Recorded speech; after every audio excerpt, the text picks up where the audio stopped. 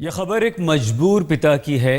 बेटी की बढ़ती हुई उम्र और दहेज की मांग के सामने दिल्ली के एक बुजुर्ग और तन्हा पिता ने एक ऐसा कदम उठाया। वो पिता इस कदर टूट गया कि उसने अपनी जान दे दी।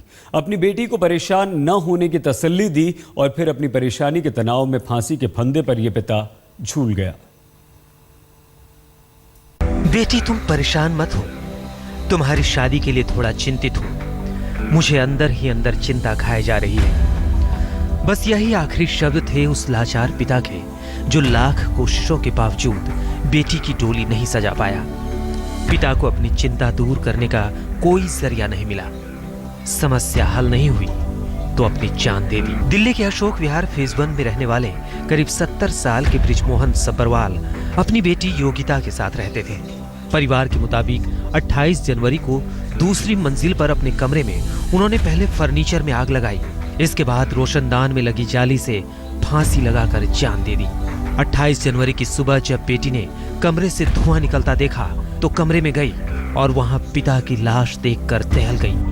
पहले तो बिल्कुल ठीक ठाक नॉर्मली सोए थे, थोड़े तनाव में थे। थोड़ा कहा था कि मेरे चेस्ट में पेन है, एंजाइना के मरीज थे, तो कहा मुझे सोने दो। मैं सोई हुई थी, पता नहीं कब घर में आग लग गई और कब अपने आप को फांसी पे लगा लिया, मुझे समझ नहीं आई बात। 38 साल की योगिता का कहना है कि करीब 7-8 साल से पिता उसकी शादी को लेकर परेशान थे। कभी ज्यादा दहेज की मांग तो कभी बढ़ती उम्र को लेकर अड़चने आने लगी। घर की आर्थिक हालत भी बहुत बेहतर नहीं थी।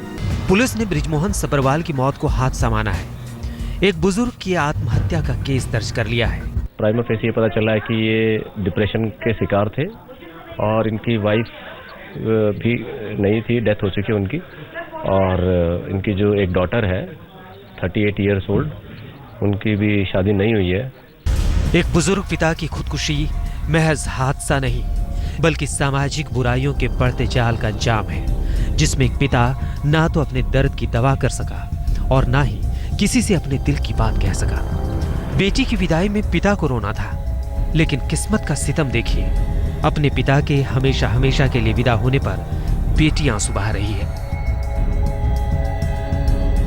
सबसे बड़ी सोचने वाली बात यही है कि आखिर वो मजबूरियां कौन सी हैं, वो हालात कौन से हैं जिसके चलते बेटी की शादी नहीं हुई और आखिरकार बृजमोहन इतना हार गए कि उन्होंने मौत का रास्ता चुना। सवाल कई हैं इस समाज के लिए।